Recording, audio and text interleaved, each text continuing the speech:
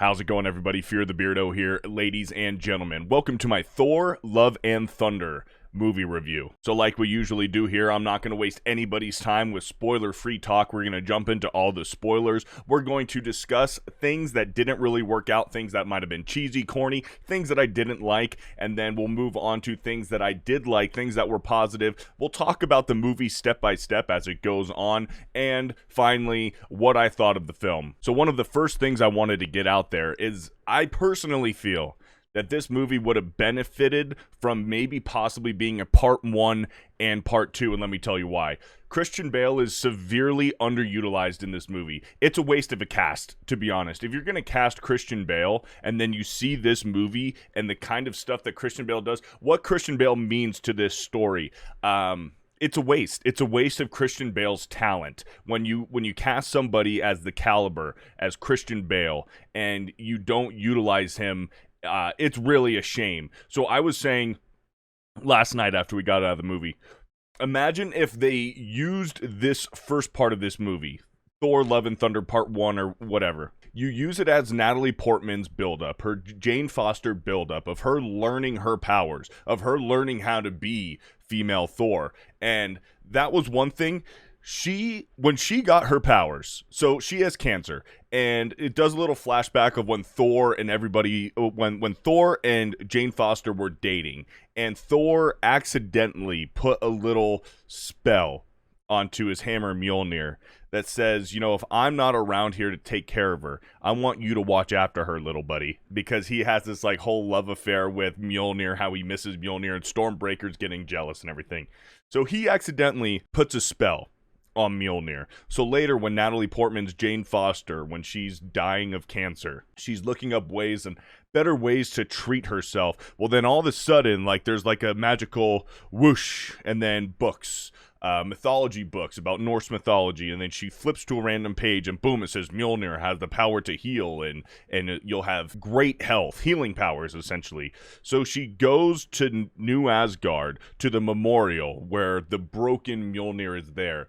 And, well, it gets put together, and then, boom, she's Thor, and she knows everything to do with Thor, even new powers that the previous Thor didn't have, because this Mjolnir is broken, so she can shoot the broken pieces out and, like, almost like a shotgun blast, and then call all the pieces back, and then it forms back into the hammer again. Where this would have been better is if spend this movie as Natalie Portman learning the Thor stuff, and have Christian Bale really have his character development, why he's so evil. Maybe kill a few more gods before he just kills this one god in the beginning of the movie, this sun god, and then all of a sudden he's just going to kill all the gods, and then he's going after Thor. It was very quick. This whole movie seemed very fast-paced, almost like they didn't have much planned for this movie, that it was like a short film that they had just extended with just filler. That's kind of really what it felt like. If the writing was better, you could have had Christian Bale do a whole character buildup, have his kid survive longer, or at least give him more of a reason to hunt these gods, and then show his quest of hunting these gods, and ultimately leading him to Thor. And then at the very end of the movie, you can have a big fight between the Thors and Christian Bale's Gore, and then Gore survives, Gore goes somewhere else, and then you have your huge build-up and cliffhanger to what would be this movie's part 2. And then you're really getting Christian Bale and flesh out the story. This movie, they really did Christian Bale a disservice by not utilizing his talent. That's for damn sure. Another thing, and I always say this with Marvel, they have, as of recently in Phase 4, there is so much lack of attention to detail, and it's not just with Marvel, it's with Disney, kind of, because you saw the same shit with Kenobi. These people do not fucking care. These people do not care about the properties. They do not care about the product that they're putting out. They just want to put out the product as fast as they can, spend as least amount of money as they can doing it, but then they want you to put it over $1 billion. And if it's not good, then they blame the consumer. It's your fault that this movie didn't do good because you're an ism and your expectations are too high. Well, maybe our expectations are too high because you set the bar so fucking high, because your previous 3 phases, or, you know, arguably towards the end of phase 3, maybe it started phasing out a little bit, but you had Infinity War and Endgame. The first 3 phases were fucking excellent. So in this phase 4, when you're getting the backlash and you blame the fans, it doesn't really add up. So Christian Bale, the lack of attention to detail is there's this one scene, it's right after Christian Bale's daughter dies. And he goes back to the sun god asking for help to bring his daughter back. And the sun god pretty much just says, well, fuck you. It's not my problem. People die and whatever. And they're showing Christian Bale on his knees, and they flip the camera. I don't know why they did this, because in other scenes where in the same exact scene where he's on his knees, it's regular, but there was this one shot, or maybe two, but definitely one, where they flipped it, and you can tell because Christian Bale has that mole on the inside of his eye right here. He has that mole, and if you've seen Christian Bale movies before, you know that it's like it's a classic little mole look that he's got. I mean, sometimes in some scenes it's hardly even noticeable, but then you can really tell some scenes and some shots when it's showing the right side of his face, he's got this mole on the inside, like of his eye and his nose right here. When you know what side of his face it's on, and you're watching the beginning of the movie, because the beginning of the movie opens up with Christian Bale and his backstory and his daughter dying. So you already seeing it, and you're already seeing that mole on his face, and then you're showing a different shot and then all of a sudden it's flipped, and now it's on this side. Very bizarre, and it's like, why did they do that? Why? Because people like me, critics alike on YouTube, they're gonna notice that shit, and that shit breaks continuity. So I don't know why they did it, especially because a few seconds later, when they go back to Christian Bale on his knees begging the sun god for help, now it's normal. Now the mole is on the right side. So I don't know, maybe that's a little nitpicky, but clearly a lack of attention to detail. So Christian Bale gets this super god killer sword. It has a name. I'm just going to call it the Death Sword. The God Death Sword, or the Death Sword, pretty much. So this Death Sword is like calling to him, because the person who had a few minutes before he got there was a bad guy who had the Death Sword who tried to kill the sun god. And the sun god's a fucking idiot, because he just leaves the body there and leaves the sword there. Doesn't do anything, doesn't try to destroy the sword or hide the sword or bury the sword or tell one of his like minions, because he's got like ladies fanning him and shit. And it's like, why didn't he do something with this Death Sword? He just kind of left it there. So all of a sudden, when Christian Bale is like feeling very rageful and he's feeling animosity towards this sun god, the Death Sword is like calling to him, and all of a sudden the Death Sword sinks into the ground and then raises up out of the ground right into Christian Bale's hand, and then he kills this sun god. And that's Christian Bale's like first character development. That's how he becomes Gore, the god butcher, because this Death Sword like takes over and possesses your body, and it gives him the power of like shadows. He can create shadow realm monsters like these big fucking giant spiders and demigorgs and a whole bunch of weird looking evil animals. And I'll also say this: there are several themes in this movie that directly fucking rip off the first Shazam movie. Shazam, it's just called Shazam, right? The second one is Fury of the Gods, and the first one is just Shazam, right? There are several moments in this movie, like the monsters, the shadow monsters, are clearly the fucking demons from Shazam. And another thing, towards the end of the movie, I guess I'll just say it now, fuck it. The end of the movie, when Thor gives his powers to all of the little kids, and he takes the Thunderbolt, and then he casts like this spell that gives these kids the power of Thor for like, he says not for an extended period of time, or for only, he says something like for just a few minutes, we'll have these kids get the power of Thor. And they do. All these kids are like beating up these fucking demons, and they're just little kids. And this one girl has like her teddy bear, and she's just like flying, spinning, and the teddy bear is like shooting out lasers out of the fucking teddy bear's eyes. Like all these kids kind of like had Thor's powers, and it's like, bruh, we already seen that shit in the Shazam movie, when Shazam gives all of his foster brother and sisters the powers of Shazam. We've seen this. So there's those two themes specifically were ripoffs from Shazam. No fucking doubt about it. So then we see Natalie Portman, we see Jane Foster, and she's in an MRI machine. They're scanning for her cancer. It never really disclaims what kind of cancer she has. They kind of lead you to believe that it could be brain cancer. but not really specified. So she's reading books on how to get better and everything, and then that's when Mjolnir kind of like places the Norse mythology books there. She flips to the perfect page where it says Mjolnir could possibly save you. So then she goes to New Asgard, and that's when the hammer sends Thor put that spell on it before when they were dating that says, oh, you know, little buddy, if I'm never around to watch over Jane, then, you know, you better take care of her and watch over her. So when she shows up, the hammer goes back together, then boom, now she's Thor. She's female Thor, and she knows how to use her powers so fucking perfectly. So we saw it in the trailer. They're fighting in the town. Well, the town is New Asgard. I guess I should have known it from watching the trailer. But the town they're fighting in is New Asgard because Gore left out a whole bunch of he let out a whole bunch of these shadow monsters. So Valkyrie is fighting. Some of the other civilians in the city are fighting. Thor is fighting. Then all of a sudden you see Mjolnir. He hears Mjolnir. He hears the sound. It's a specific, distinct sound. And it's just fucking bad guys up, and it's fucking these monsters up. And then all of a sudden it flies right to him, and he goes to grab it. And then it flies away from him. And then he sees who's holding it. And he's like, what the fuck? Who is that? Like, who are you? Like, you stole my identity. And then when the helmet goes down, I guess it's a nanotech fucking helmet. Like, I'm not sure how that fucking works. It's a retractable helmet. It doesn't go anywhere. It just appears and then it's gone. I know it's 100% CGI, but I mean, like, it's weird. It's like the physics of Natalie Portman's helmet in this movie are like almost nanotech, like kind of odd. But when she takes it off, he's like, Jane? And then that's when he's like kind of embarrassed and he like needs to like, I'm not sure what this was about because he was wearing like fur and a more of like a Viking look. And then all of a sudden when he sees her and her new armor as Thor, he like changes into like this blue and gold like real armored look. And he has that bullshit ugly fucking helmet on that we saw in the trailer. Now, thank goodness that they realized it. I don't know what it was, but he takes it off right away. He might have worn it for all about 5 seconds, and then he just takes it off. So I'm not sure if that was like a post-production thing, if they like planned on him having that helmet on a little bit longer, but when they were doing it and they were doing it through the movie, they're like, man, this really looks like shit. So they only did it for that first part, because maybe they can only afford to make that first part look kind of good because it still looked really fucking shitty, and he took it off. So I'm glad about that. I'm glad that they took it off.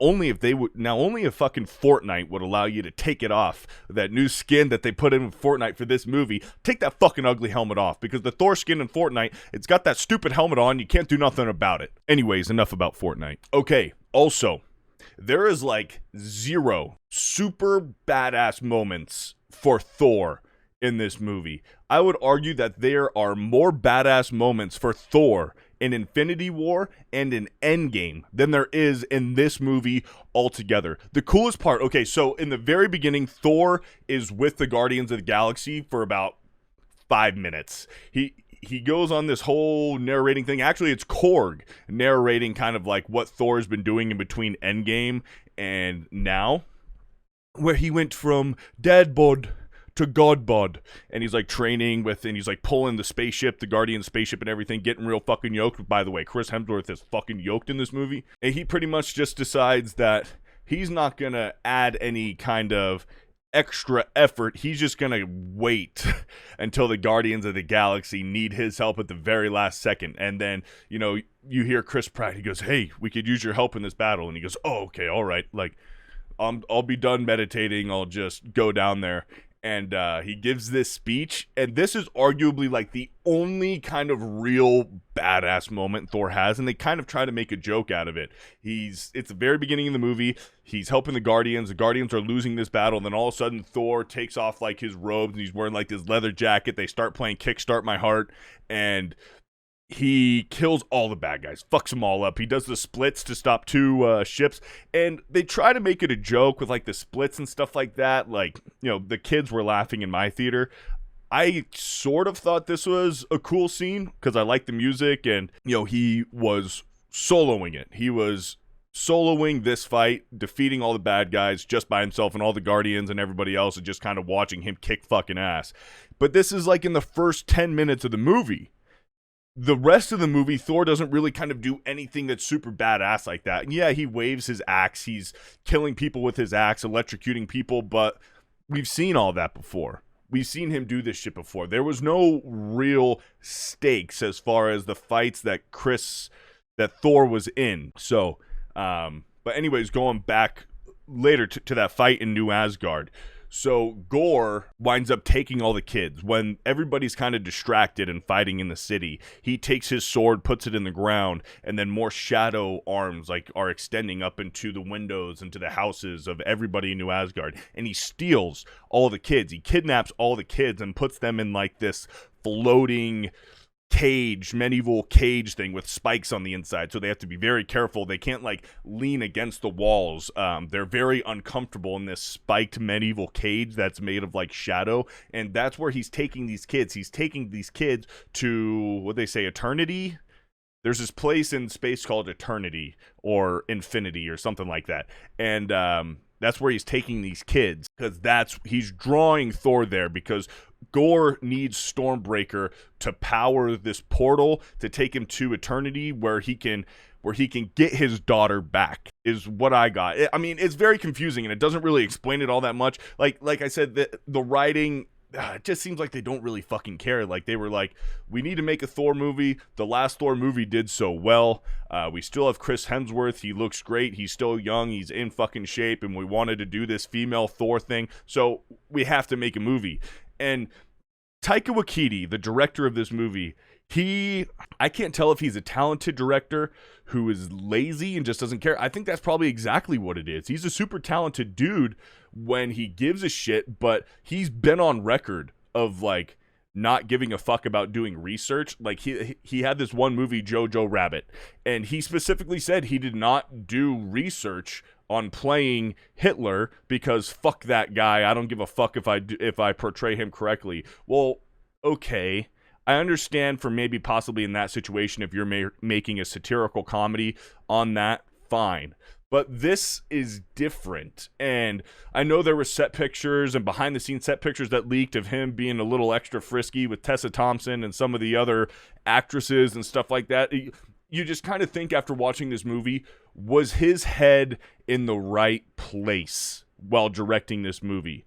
Because it really feels like this was a short film that they just kind of trickled along and tried to make a full movie, whereas I think there was enough there to make this 2 fucking movies. Make this a part 1 and a part 2. I've already explained it, but give Natalie Portman more character development. Don't make her a fucking Mary Sue. Because how many times have we bitched and complained about Marvel or Disney or Star Wars doing this with female characters, making them so overpowered, so great, they know how to control their powers instantly, and they're instantly as good as the male character who's been doing it and training for it their entire fucking life, and then these Mary Sues have their powers for hours, and they're just as proficient at their fucking craft as the other characters. And it's like, come on, guys. Like, you had something here that, not a lot of people gave a shit about the Jane Foster Thor comic book, and that's okay. But if you really wanted to do it different, because Natalie Portman, I'd argue Natalie Portman was good in this movie for what it was, for what she was. If the writing didn't make her a Mary Sue, I still think, like, her acting was better than fucking Ray, that's for damn sure. And, like, Natalie Portman can be a talented actress, and for what she was given, she did a decent job. She did a good job. I still think Chris Hemsworth was probably the most compelling, believable character in this movie. They still tried to make him a running joke, and they tried to make, of course, Valkyrie she was the smart one, and she was the stoic one, and she was the one that had all of the realistic, logical thinking points, and of fucking course. But like, and she goes by King Valkyrie, and there was this, like, if I had to muster up phrases for what this movie would be, like, it would be corny, cheesy, cheap. It was all of those things. I mean, all of those terms work. It was corny, it was cheesy, and it felt cheap at moments. Like when they did the whole flipping of the screen thing with Christian Bale, and you can tell. Those kind of things. Also, he gets a vision from Heimdall's son. Heimdall has a son, and he was one of the kids that were captured in the cage. And then they're in this room, Thor and Lady Thor and Valkyrie, they're in this room. and he sees this vision, this floating head of Heimdall's son, and it looks so fucking bad, ladies and gentlemen. It looked fucking terrible. It looked like it was a student film that had a budget of like $1,000. It really did. I believe that there's probably student films that could do better special effects than what that was. Whatever the fuck that was, of Heimdall's son's floating head in that room, they should have. I don't know how that got past editing. I don't know how that got past Kevin Feige. If Kevin Feige even fucking gave a fuck. I could imagine that Kevin Feige trusted Taika Waititi so much that he might not have watched this movie until the premiere. I have no clue. I'm just speculating here, but that shot, some of the CGI in this movie was really fucking bad. So when they make it, when Gorr makes it to his end place, I'm forgetting the name of it. I think it was Eternity, but I can't remember. When he makes it there, this is when Thor gives all of the kids the power of Thor to help him fight the demons while Thor fights Gorr. Oh, by the way, before this, when they're on like the black and white planet and all the colors gone and they're fighting, it's the three of them. It's female Thor, and Valkyrie. Valkyrie fucking gets stabbed by the death sword. By the god killer sword, Valkyrie gets fucking stabbed by it. And guess what? She fucking lives. She fucking lives. By the death sword. She got stabbed by the fucking god killing death sword and she lived. Explain that one, Disney. Explain that one, Marvel. She pulled a fucking Reva.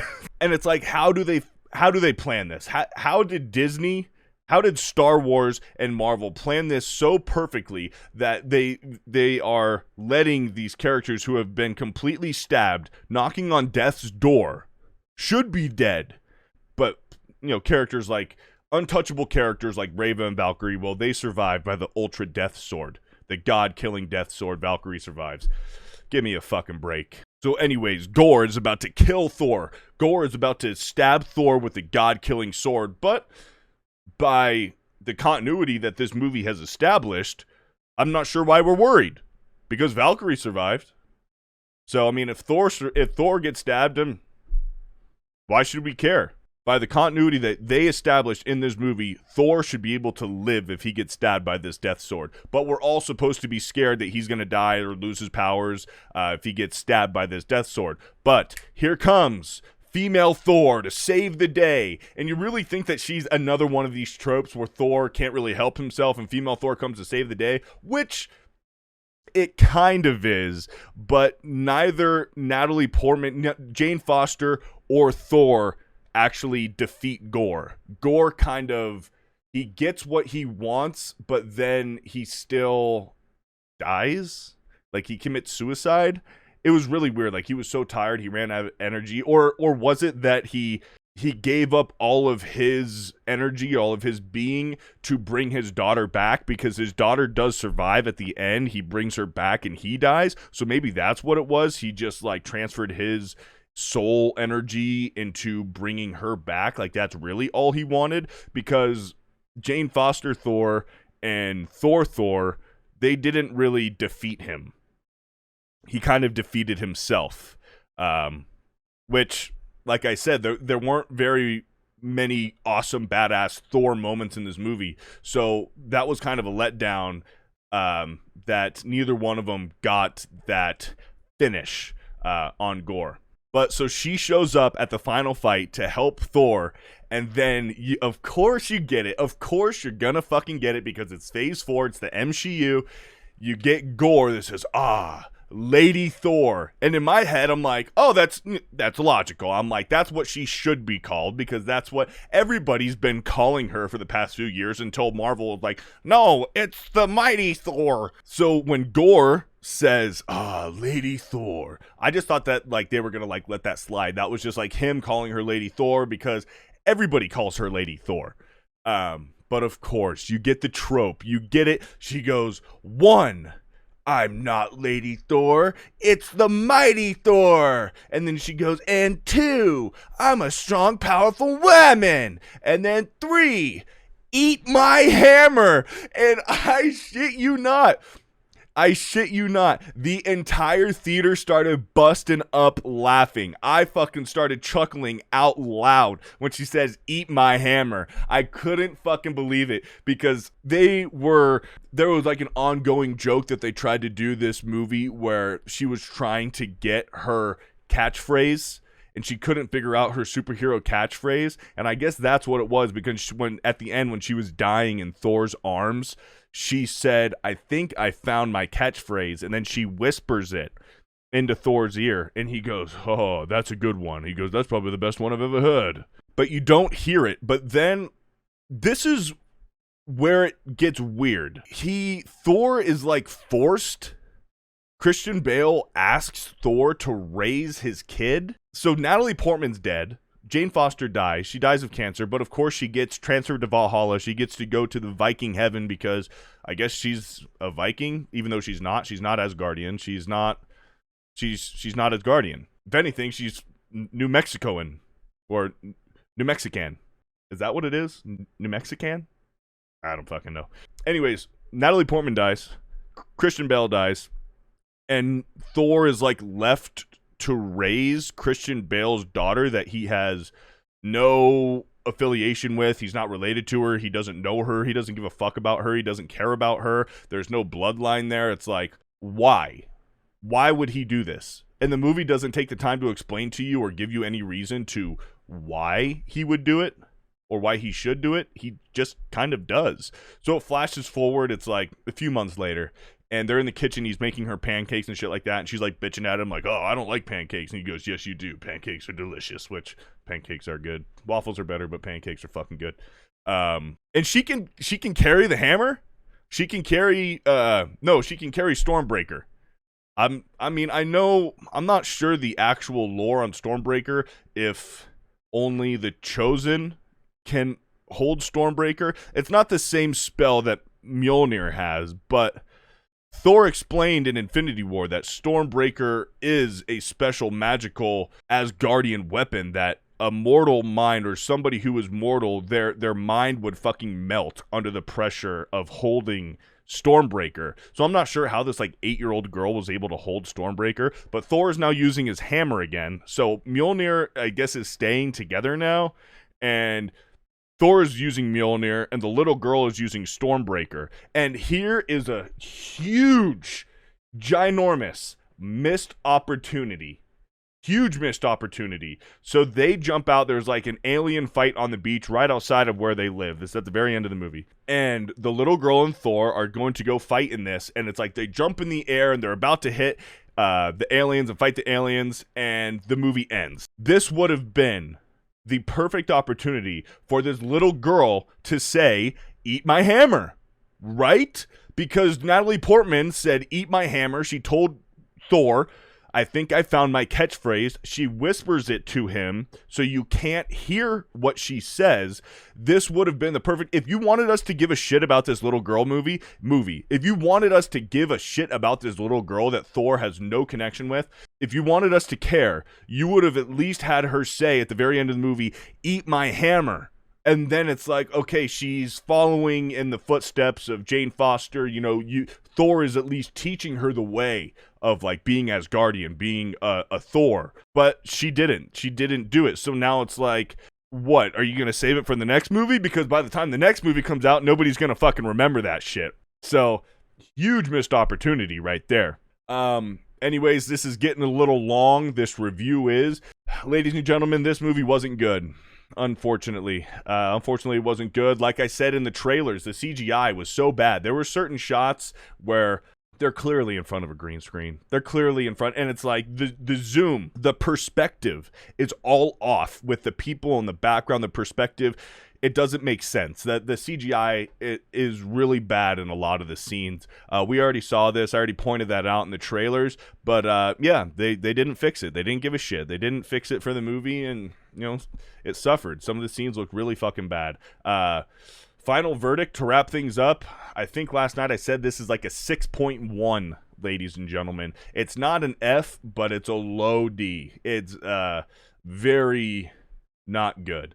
So, anyways, it was a Marvel movie. That's what it was. It was a fucking Marvel movie. So, anyways, 6.1, Thor, Love and Thunder. Let me know what you thought about it down in the comment section below. If you liked this video, give it a thumbs up. I would really appreciate it. Share this video with a friend who you think would enjoy it. Subscribe to this channel if you're new, and we'll talk to you again soon.